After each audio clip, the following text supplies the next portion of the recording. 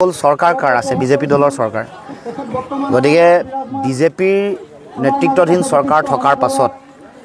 তেওঁলোকৰ দলৰ মানুহে আকৌ ন্যায় বিচাৰি ৰাজপথলৈ ওলোৱা কথাটো কেনেকুৱা ধৰণৰ কথা অতি আশ্চৰ্যজনক হাস্যকৰ কথা আৰু এতিয়া এনেকুৱা হৈছে অৱস্থাটো যে বিজেপিয়ে ন্যায় বিচাৰিছে চৰকাৰৰ ওচৰত তেওঁলোকৰ চৰকাৰ আছে তেওঁলোকৰ মুখ্যমন্ত্ৰী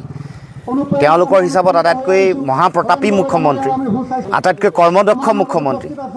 আৰু তাৰ পাছতে এতিয়া প্ৰথম কথাটো হ'ল এই গোটেই কাৰ্যসূচী এটো প্ৰমাণ কৰিলে যে মুখ্যমন্ত্ৰীৰ ওপৰত বিজেপি দলৰ কোনো আস্থা নাই তেওঁলোকৰ নিজা দলৰ মানুহৰে অসমৰ মুখ্যমন্ত্ৰী হিমন্ত বিশ্ব শৰ্মাৰ ওপৰত আস্থা নাই সেইকাৰণে দলটোৱে ৰাজপথত ওলাই হেঁচা দিব লগা হৈছে মুখ্যমন্ত্ৰীক যে আমাক ন্যায় লাগে নিজৰ মুখ্যমন্ত্ৰীৰ ওপৰত বিশ্বাস নাই প্ৰথম বিজেপি দলটো দ্বিতীয় তেওঁলোকে কেইবাটাও শ্লোগান প্ৰথমে ময়ে জুবিন আমি জুবিন এনে বহুত কিবা কিবি কৈছিলে শ্লোগান উলিয়াইছিলে সেইটো সলনি কৰিব লগা হ'ল তাৰপিছত তেওঁলোকে নিজকে অনুৰাগী বুলি আকৌ নিজে সেলফ সাৰ্টিফিকেশন বুলি যেটো কয় হেতু কৰিব লগা আছে তেতিয়াও মানুহে ক'লে তাৰপিছত আকৌ বেলেগ হলনি কৰি আছে আমাৰ কথাটো হ'ল যে জুবিনৰ অনুৰাগী তেতিয়াহে হ'ব পাৰিব যেতিয়া জুবিন গাৰ্গ ডাঙৰীয়াৰ যি আদৰ্শ সেই আদৰ্শ হৃদয়ঙ্গম কৰিব পাৰিব জুবিন গাৰ্গে এনেকুৱা এখন সমাজ বিচাৰিছিলে যিখন সমাজত কোনো ধৰণৰ সংকীৰ্ণতা নাই জাত পাত নাই বৰ্ণবাদ নাই ধৰ্মীয় উন্মাদনা নাই ঘৃণা নাই সংকীৰ্ণতা নাই একতাৰে সমন্বয়ৰে এখন সমাজ গঢ়িব খুজিছিলে য'ত ধৰ্ম ভাষা জাতি গোষ্ঠী বৰ্ণতকৈ মানৱতা আটাইতকৈ ওপৰত আছে জুবিনদাৰ আদৰ্শ এনেকুৱা আদৰ্শ যি আদৰ্শই সমগ্ৰ পৃথিৱীৰ সকলো প্ৰাণী জীৱকুলক তেওঁ জীয়াই ৰখাৰ যি অধিকাৰ সেই অধিকাৰ তেওঁ দিছে সেইকাৰণে গছ কাটা বাধা দিছে জীৱ জন্তুসকলৰ প্ৰতি অফুৰন্ত মৰম সেইসকলক কেতিয়াও হানি বিঘিনি কৰা ক্ষতি কৰা বা তেওঁলোকক বলিলে ঠেলি দিয়া এনেকুৱা ধৰণৰ কোনো কথাৰ তেওঁ গ্ৰহণ কৰা নাছিলে কিন্তু এতিয়া বিজেপি দলটোৱে কি কৰে তেওঁলোকে সদায় সাম্প্ৰদায়িকতা কৰে সদায় মানুহৰ মাজত সংকীৰ্ণতা ঘৃণাৰ ৰাজনীতি কৰে মেৰুকৰণৰ ৰাজনীতি কৰে গতিকে তেওঁলোকে জীৱনত যিমান চেষ্টা কৰিলো চিঞৰি তেতুফালি ক'ব পাৰিব যে আমি জুবিন গাৰ্গৰ গানৰ অনুৰাগী কিন্তু আদৰ্শৰ অনুৰাগী জুবিন গাৰ্গ নামৰ সত্তাটোৰ যি সত্তাৰ প্ৰভাৱ সমাজৰ পৰিধি অতিক্ৰম কৰি গৈছে বৰ্ণ জাতি গোষ্ঠী বিভিন্ন সকলো মানুহক অতিক্ৰম কৰি জুবিন গাৰ্গৰ আদৰ্শ আৰু চেতনা সত্তাই সকলোকে অতিক্ৰম কৰিছে সীমা অতিক্ৰম কৰিছে গতিকে সেই আদৰ্শৰ কেতিয়াও তেওঁলোক অনুৰাগী হ'ব নোৱাৰে যিমান চেষ্টা কৰিলো সেইকাৰণে আজি পতাকালৈ ক'ব লগা হৈছে তাৰমানে মোৰ এইটো এনেকুৱা মই ভাবোঁ যে এইটো এনেকুৱা এটা প্ৰতিযোগিতা যি প্ৰতিযোগিতাই মানে তেওঁলোকে যিটো ৰাজনীতি আৰম্ভ কৰিছে এইটোৰ যোগেদি নিজৰ দলৰ দলীয় পতাকালৈ যেতিয়া অনুৰাগী বুলি কৈছে ৰাজনীতিকৰণ কৰিবলৈ আৰম্ভ কৰিছে দ্বিতীয়তে জুবিন গাৰ্গৰ আদৰ্শৰ প্ৰতি সহযোগিতা নথকা যিসকল মানুহ সেইসকলক মানে জুবিন গাৰ্গৰ আদৰ্শৰ বিৰুদ্ধে থকা মানুহসকলক একত্ৰিত কৰিব খুজিছে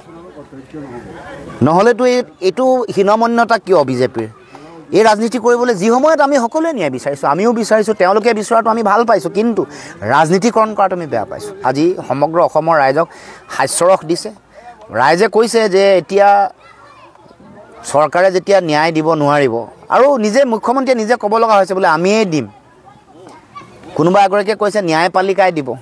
আমিও জানো যে ন্যায়পালিকাই ন্যায় ব্যৱস্থাটোৱে দিব কিন্তু মুখ্যমন্ত্ৰীয়ে আমি দিম বুলি কওঁতে যেতিয়া একমাহ অতিক্ৰম কৰিলে একমাহলৈকে গোটেই প্ৰক্ৰিয়াটো যেতিয়া শুদ্ধ ৰূপত নাই যোৱা বুলি ৰাইজে অনুভৱ কৰিছে বিভিন্ন ধৰণৰ প্ৰতিক্ৰিয়া চলি আছে এতিয়া কৰক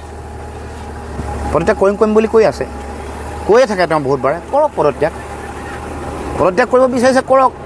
তাৰপিছত চাই লওক শান্তি আহে নাহে মই বেয়া পাইছে কিয় পদত্যাগ কৰিবলৈ প্ৰত্যাহ্বান জনাইছোঁ মুখ্যমন্ত্ৰীয়ে যদি পদত্যাগ কৰিবলৈ তেওঁ ইচ্ছা কাৰণ তেওঁ কৰিবই লাগে ন্যায় দিব নোৱাৰা মানুহে যিবোৰ কথা কৈছিলে মানে জুবিন গাৰ্গক চাৰ্টাৰ্ড ফ্লাইটত আনিব নোৱাৰা মানুহ জুবিন গাৰ্গক সৰু সুজাই খেলপথাৰৰ মাজত ৰাইজক শ্ৰদ্ধাঞ্জলি দিব নোৱাৰা মানুহ জুবিন গাৰ্গক মানে নশ্বৰ দেহ গ্ৰহণ কৰিবলৈ ছিংগাপুৰলৈ বৈদেশিক পৰিক্ৰমা মন্ত্ৰী ৰাজ্যিক মন্ত্ৰীক পঠাম বুলি পঠাব নোৱাৰা মানুহ গতিকে সেই মানুহগৰাকীটো এনেই পদত্যাগ কৰিব লাগে পদত্যাগ কৰিব নালাগে জানো চিতাভস্ম জিলাই পঠাম বুলি কৈছিলে এনেকৈ ৰাজহুৱা স্থানত ৰাখিব শ্ৰদ্ধাঞ্জলি জনাব ৰাজহুৱা প্ৰতিখন জিলাত এইবোৰ কৰিব নোৱাৰা মানুহজনে পদত্যাগ নিশ্চিতভাৱে কৰিব লাগে এইটোতো আৱেগ মানুহক জনগণক আৱেগিক কৰি থাকি লাভ নাই আমি আহ্বান জনাইছোঁ পদত্যাগ কৰি নিজৰ ব্যৰ্থতাটো বিফলতাটো তেওঁ মানে স্বীকাৰ কৰক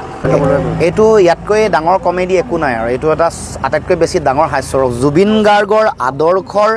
বিৰুদ্ধে কাম কৰা কা জাপি দিয়া দলটোৱে আৰু এইটো কথা কয় নেকি কা বিৰোধিতা যিগৰাকীয়ে কৰি আছিলে যিগৰাকী ব্যক্তিয়ে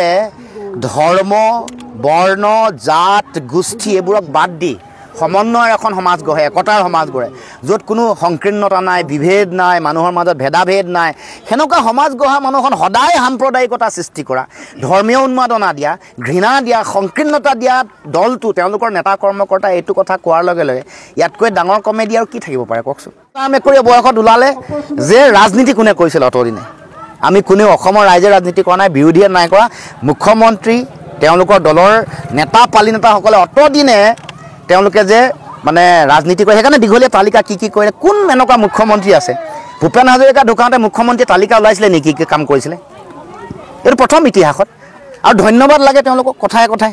প্ৰশংসা লাগে মানুহ লগাই দিয়ে আপোনালোকৰ হাউচবোৰলৈ ফোন কৰে DIPৰ যিগৰাকী দায়িত্ব আছে হাউচ ফোন কৰি কয় আপোনালোকৰ যিবোৰ চেনেলৰ মানুহ আছে অলপ প্ৰশংসা লিখিবলৈ কওকচোন ধন্যবাদ দিবলৈ কওক মুখ্যমন্ত্ৰীক এয়া হ'ল তেওঁলোকৰ অৱস্থা গতিকে ৰাজনীতি কোনে কৰি আছিলে কোনে জুবিন গাৰ্গৰ মৃত্যুৰ পিছত মানে প্ৰকৃত ন্যায় ব্যৱস্থাটোক মানে যি ধৰণে তেওঁলোকে আগবঢ়াব লাগে আগবঢ়াব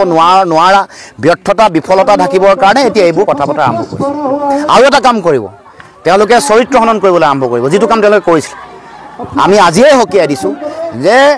ব্যক্তিগত কথা বতৰাবোৰৰ মূল যিটো ন্যায় ব্যৱস্থালৈ নানিব চৰিত্ৰ হনন কৰিবলৈ চেষ্টা কৰিব এইটো কিন্তু ভৱিষ্যতে নেক্সট স্ক্ৰিপ্ট আহি আছে নতুন এখন চিত্ৰনাট্য মুখ্যমন্ত্ৰীয়ে লৈ আহিব এইটো চৰিত্ৰ হনন এই কথাত যাতে অসমৰ জনগণ কেতিয়াও ভুল নাযায় মন্ত্ৰী জয়ন্ত মল্ল বৰুৱাৰ কিবা বেমাৰ চেমাৰ হৈ আছে নেকি যদি বেমাৰ চেমাৰ হৈ আছে মুখ্যমন্ত্ৰী ডাঙৰীয়া চিকিৎসাৰ ব্যৱস্থা কৰক নহ'লে এই ধৰণৰ বিভ্ৰান্তিকৰ কথা কয়নে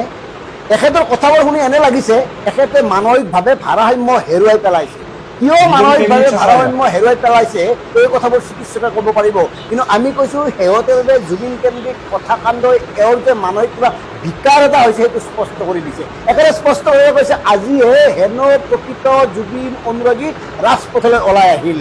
কিছুদিন ধৰি আমি জুবিনৰ প্ৰকৃত অনুৰাগী নেদেখি ৰাজনীতি কৰা মানুহক দেখিছিলোঁ আজি জুবিনৰ প্ৰকৃত অনুৰাগীসকল ওলাই আহিছে কি ফাল্টু কথা ক'বলৈ আহিছে এখেতে কি যুক্তিত কি আধাৰত এই কথাবোৰ কৈছে ইমান দিন যে লাখ লাখ অনুৰাগীয়ে জুবিনৰ ন্যায় বিচাৰি ৰাজপথলৈ ওলাই আহিছে পুলিচৰ অতিশয্যা সহ্য কৰিছে সোণাপুৰৰ জুবিন ক্ষেত্ৰত যে দিনে ৰাতিয়ে এতিয়াও কান্দি আছে তেওঁলোক জুবিনৰ অনুৰাগী নহয় মানে কাক কি বুজাব খুজিছে এই মানুহজনে জুবিন গাৰ্গৰ নামত জুবিন গাৰ্গৰ মৃত্যুৰ পিছত জুবিন অনুৰাগীক চূড়ান্ত অপমান কৰিছে আৰু ইয়াৰ বাবে এখেতে জুবিন অনুৰাগীৰ সন্মুখত নিস্বাৰ্থ ক্ষমা প্ৰাৰ্থনা খুজিব লাগে কি ভাবিছে এওঁলোকে মানে এওঁলোকে ক্ষমতাত আছে যি মন যায় তাকে কৰিব পাৰিব কিয় জুবিন অনুৰাগীক এনেকৈ তুচ্ছ তাচ্ছিল্য অপমান কৰা হ'ল কিয় জুবিন অনুৰাগীৰ আবেগক এই ধৰণে অপমান কৰা হ'ল কিয় জুবিন অনুৰাগীৰ নামত এই ধৰণে ৰাজনীতি কৰা হ'ল নলবাৰীত আজি জুবিনৰ ন্যায় সমদল উলিয়াইছে হাতে হাতে বিজেপিৰ পতাকালৈ তেওঁলোকে ন্যায় ভিক্ষা মাগিছে ন্যায়ৰ আন্দোলন কৰিছে কৰক জীৱন যেনেকৈ কৰক তেওঁলোকৰ চৰকাৰৰ বিৰুদ্ধে যদি তেওঁলোকে ন্যায় আন্দোলন কৰি থাকক আমাৰ ক'বলগীয়া নাই কিন্তু সেই আন্দোলনত জয়ন্ত মল্ল বৰুৱাই কিয় ক'লে যে আজিহে প্ৰকৃত জুবিন অনুৰাগীসকল ওলাই আহিছে এই অধিকাৰ ক'ত পালে কোনে দিলে এখেতক গতিকে স্পষ্ট কথা জুবিন অনুৰাগীৰ হৈ জয়ন্ত মল্ল বৰুৱাই বিনা চৰ্তে ক্ষমা খুজিব লাগিব ছিংগাপুৰৰ ঘটনাৰ পিছত যেতিয়া জুবিনৰ নশ্বৰ দেশ গুৱাহাটীলৈ অনা হৈছিল সেইখিনি সময়ত যে এয়াৰপৰ্ট আগুৰি আছিল দিন ৰাতি যে জুবিন অনুৰাগীসকলে পৰ দি আছিল সেইসকল প্ৰকৃত জুবিন অনুৰাগী নহয় এই যে জুবিন গাৰ্গৰ পিছে পিছে লাখ লাখ লোকে এনেকৈ সমদল কৰি আগবাঢ়িছিল এইসকল জুবিন অনুৰাগী নহয় এইসকল জুবিন অনুৰাগী নহয় যিসকলে আজিৰ তাৰিখতো সোণাপুৰৰ সমাধি ক্ষেত্ৰত জুবিন ক্ষেত্ৰত কেৱল জুবিনৰ ন্যায় বিচাৰি প্ৰাৰ্থনা কৰি আছে কেৱল জুবিনৰ গান গাই আছে সেইসকল জুবিন অনুৰাগী নহয় আজি নলবাৰীত বিজেপিয়ে জুবিনদাৰ ন্যায়ৰ বিষয়টোৰ লগত যিটো কাণ্ড সংঘটিত কৰিলে তাৰ কাৰণে যিসকলে নেতৃত্ব লৈছিলে সেই লোকসকলে সমগ্ৰ অসমবাসী ৰাইজৰ ওচৰত ক্ষমা বিচাৰিব লাগে যিবোৰ দৃশ্য যিবোৰ কথা বতৰা আজি নলবাৰীৰ পৰা আহিছে সেই দৃশ্যবোৰে সেই কথা বতৰাবোৰে সমগ্ৰ অসমবাসী ৰাইজক সমগ্ৰ অসমত থকা জুবিনদাৰ অনুগামীসকলক অনুৰাগীসকলক আনকি জুবিনদাৰ পৰিয়াল আৰু স্বয়ং জুবিনদাক আজি লজ্জিত কৰিছে দুখিত কৰিছে আৰু অপমানিত কৰিছে অসমৰ ইতিহাসত ৰাইজে ইমান বিভ্ৰান্ত চৰকাৰ আৰু দল কেতিয়াও দেখা নাই এদিন মুখ্যমন্ত্ৰীয়ে ক'ব বিজেপিয়ে ন্যায় দিব চৰকাৰে ন্যায় দিব আন দিন ৰাজ্যিক সভাপতিয়ে গৰাকীয়ে ক'ব যে ন্যায়ালয়ে ন্যায় দিব আন দিনাখন আকৌ তেওঁলোকৰ কথা বতৰাত এনেকুৱা লাগে যে হাতে হাতে বিজেপিৰ পতাকালৈ ওলাই অহা হিমন্ত বিশ্ব শৰ্মা ডাঙৰীয়াক ধন্যবাদ দি থকা হাঁহি খিকিন্দালি কৰি ৰাস্তাত খোজ কাঢ়ি থকা এই ৩৩ দিন পাছত মুখ দেখা দিয়া এই কৰ্মীসকলেহে ন্যায় দিব কি বিভ্ৰান্ত চৰকাৰ কি তেওঁলোকৰ বিভ্ৰান্তিকৰ কথা বতৰা আৰু ইয়াৰ কাৰণ আছে আমি প্ৰথমতে কওঁ যে ভাৰতবৰ্ষৰ ৰাজনৈতিক পৰিৱেশটো ইমান কুলসিত হৈ গৈছে যে আজি কৰ্মীসকলে কোনো এটা ৰাজনৈতিক দলক সমৰ্থন কৰাৰ কাৰণে তেওঁলোকে আজিকালি ৰেপ মাৰ্ডাৰৰ নিচিনা জঘন্য অপৰাধ জাষ্টিফাই কৰে কোনোবা এখন ৰাজ্যত যদি তেওঁলোকৰ দলৰ চৰকাৰ আছে তাত যদি ধৰ্ষণ বা হত্যাকাণ্ডৰ নিচিনা জঘন্য অপৰাধ সংঘটিত হয় তেওঁলোকে তাত মনে মনে থাকে আনখন ৰাজ্যত যদি বেলেগ এটা দলৰ চৰকাৰ আছে তেওঁলোকে তাৰ বিৰোধিতা কৰে তাৰ বিৰোধিতা কৰি তেওঁলোকে ছ'চিয়েল মিডিয়াত পোষ্ট দিয়ে ৰাজনৈতিক পৰিৱেশে আমাৰ কৰ্মীসকলক যিসকল একেবাৰে অন্ধ হৈ পৰে সাপোৰ্টত তেওঁলোকক ইমান অমানৱ আৰু দানৱ বা মেচিন সদৃশ যন্ত্ৰ সদৃশ কৰি তুলিছে যে আজিকালি তেওঁলোকে কোনোবা নেতাক মানাৰ কাৰণে কোনোবা ৰাজনৈতিক দলক সমৰ্থন কৰাৰ কাৰণে তেওঁলোক যে একোজন ভাল কৰ্মী এটো জাহিৰ কৰাৰ কাৰণে তেওঁলোক আজি অমানৱত পৰিণত হৈছে তেওঁলোকে হত্যা ধৰ্ষণ সকলো জাষ্টিফাই কৰাত লাগিছে জাষ্টিফিকেশনবোৰ তেওঁলোকে জাষ্টিস বিচাৰা কথা বতৰাবোৰ আজি সিলেক্টিভ হৈ পৰিছে গতিকে কৰ্মীসকলক আজি একো নকওঁ আজি আহো নেতাসকলৰ কথালৈ এই নেতাসকল যিসকলে আজি এই সমদল আয়োজন কৰিছে প্ৰথমতে আহো পবিত্ৰ মাৰ্ঘেৰিটা ডাঙৰীয়া কথালৈ পবিত্ৰ মাৰ্ঘেৰিটা ডাঙৰীয়া এখেতে নিজৰ জীৱনকালটোত জুবিনদাৰ পৰা সকলোখিনি পালে এখেত হিমন্ত বিশ্ব শৰ্মা ডাঙৰীয়াৰ কৃপাত ভাৰত চৰকাৰৰ বহি পৰিক্ৰমা বিভাগৰ ৰাজ্যিক মন্ত্ৰীও আৰু এখেতে জুবিনদাৰ বন্ধু বুলি নিজকে জহায় কিন্তু এই পবিত্ৰ মাৰ্ঘেৰিটা ডাঙৰীয়াই যোৱা কেইটা দিনত ক্ষমতাত থাকিও জুবিনদাৰ কাৰণে এটা কামো কৰি দেখুৱাব নোৱাৰিলে এখেত বৈদেশিক পৰিক্ৰমা বিভাগৰ মন্ত্ৰিত্বৰ দায়িত্বত আছে তাৰ পাছত জুবিনদাৰ মৃত্যুৰ খবৰ শুনাৰ লগে লগে এই বন্ধু বুলি জহুৱা পবিত্ৰ মাৰ্ঘেৰিটা ডাঙৰীয়াই লগে লগে ছিংগাপুৰত উপস্থিত হ'ব লাগিছিলে 3 দিনৰ ভিতৰত প্ৰতিগৰাকী অভিযুক্তক আনি কৰায়ত্ব কৰিব পাৰিব লাগিছিলে সেই ইয়ত পাৰ্টিত থকা কোনো ধৰণৰ যাতে এভিডেন্স কোনো নষ্ট কৰিব নোৱাৰে সেইবোৰৰ ব্যৱস্থা কৰিব লাগিছিলে জুবিনদাৰ মৃত্যুৰ বিষয়টো প্ৰধানমন্ত্ৰীৰ পৰ্যায়লৈকে লৈ গৈ এইটো এটা ৰাষ্ট্ৰীয় বিষয় কৰি ছিংগাপুৰৰ চৰকাৰক হেঁচা প্ৰয়োগ কৰি 7 দিনৰ ভিতৰত সকলোখিনি ৰাইজে প্ৰশ্ন কৰিব নোৱাৰাকে কাম নিয়াৰিকে কৰিব লাগিছিলে কিন্তু সেইবোৰ কৰা দূৰৰ কথা জুবিনদাৰ বন্ধু বুলি জহুৱা এই মানুহগৰাকীয়ে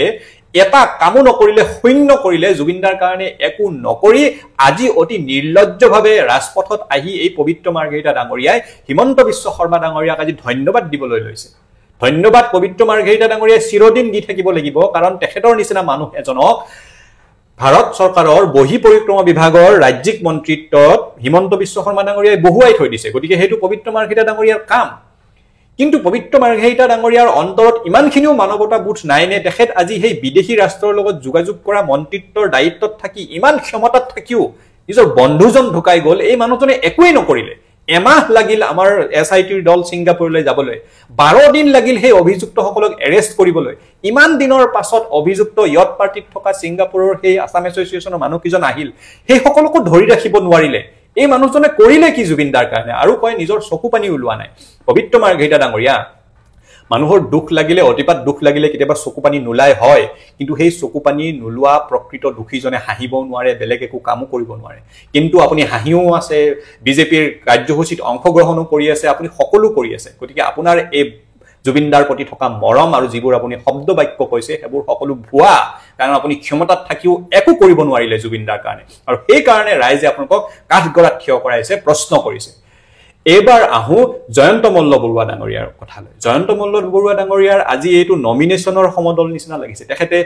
যিবোৰ শব্দ বাক্য ব্যৱহাৰ কৰি জুবিনদাৰ প্ৰকৃত অনুৰাগীসকলক অপমান কৰিছে যেনে ধৰণে তেখেতে শক্তি প্ৰদৰ্শন কৰা কথা বতৰাবোৰ এই জুবিনদাৰ ন্যায়ৰ বিষয়ত আনি সুমুৱাই দিছে এইবোৰ ৰাইজে কেতিয়াও নাপাহৰে এইবোৰ ৰাইজে ক্ষমা নকৰে আপোনালোকৰ ধনবল বাহুবলৰ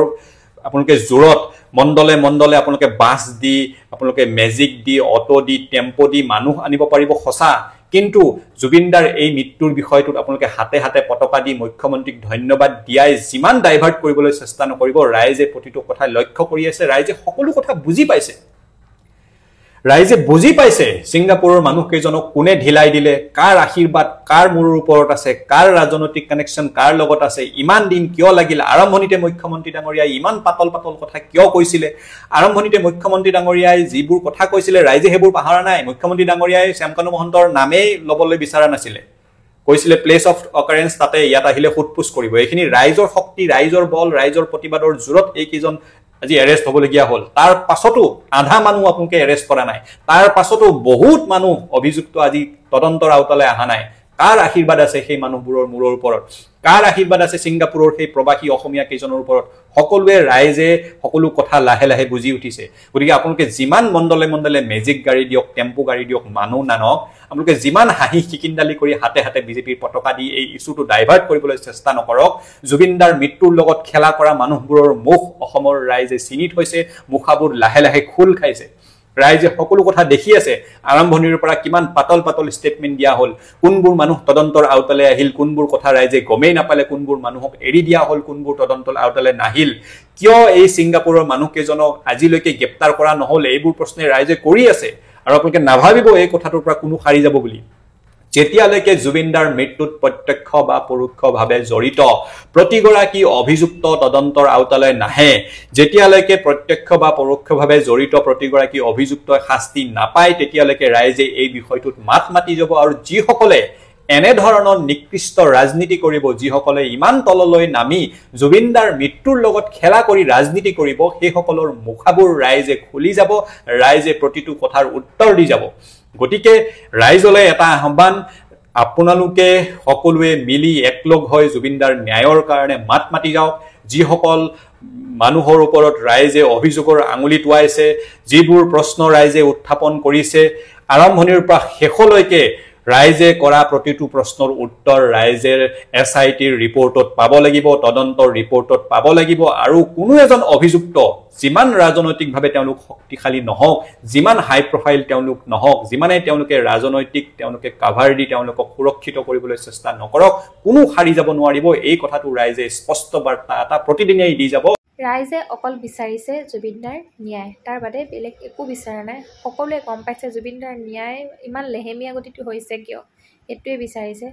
কিবা ৰাজনীতি কৰিব বিচাৰিছে নেকি চৰকাৰে, সেইটোও জানিব বিচাৰিছে। ৰাজনীতি হ'লে নচলিব কিন্তু, কাৰণ জুবিনদাৰ লেখীয়া সম্পদ এজন যেতিয়া আমাৰ অনুৰাগীসকলে হেৰুৱাইছে, আমাৰ অসমবাসীয়ে হেৰুৱাইছে, বহুত আৱেগিক হৈ আছে জুবিনদাৰ অনুৰাগীসকল।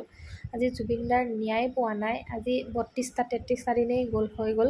জুবিনদাৰ লেখীয়া এজন সম্পদে যেতিয়া ন্যায় পোৱা নাই, তেতিয়া সাধাৰণ মানুহৰ যদি কিবা মৃত্যু হ'বলগীয়া হয়, কোনোবাই যদি হত্যা কৰিবলগীয়া হয়, তেতিয়াহ'লে কি হ'ব? কিছুমান দেখোন হত্যাকাৰী, কিছুমান বহুখিনি ওলাই যায়, হত্যাকাৰীয়ে হওক বেলেগ কোনোবাই হওক, কিছুমানক দেখোন বহুত সোনকালে ধৰে আইনে। কিন্তু এই জুবিনদাৰ ন্যায়ক লৈ পিনি যে ইমান লেহেমীয়া হৈ আছে, ইমান লাহে লাহে কৰি আছে, তাৰ আঁৰৰ কাহিনীটো কি, মানে আঁৰৰ কথাখিনি কি, অকল ৰাইজে সেইটো জানিব বিচাৰিছে। যদি কোনো আঁৰত নাই তেতিয়া ভাল কথা, সকলোৱে বিচাৰে চৰকাৰখন সদায় সুচাৰুৰূপে চলি যাওক, জুবিনদাৰ ন্যায় দিয়ক, সকলোৱে সেইটোৱে বিচাৰিছে। কিন্তু যদিহে ইয়াত কিবা ডাঙৰ কোনোবা নেতা সোমাই আছে, তেতিয়া কিন্তু ৰাইজে সোধাই নেৰে। কাৰণ জুবিনদাৰ সকলোৰে আপোন, জুবিনদাৰ সমান কোনো হ'ব নোৱাৰে। জুবিনদাৰ এজন ভগৱান, সেইজন মানুহ যেতিয়া আমাৰ মাজৰ পৰা কোনোবাই হত্যা কৰিছে, যিয়ে নকৰিছে, কি হৈছিলে অকল সেই কথাটো ৰাইজে জানিলেই হ'ব, বেলেগ একো জানিব নালাগে। আচলতে ছিংগাপুৰত হৈছিলে কি।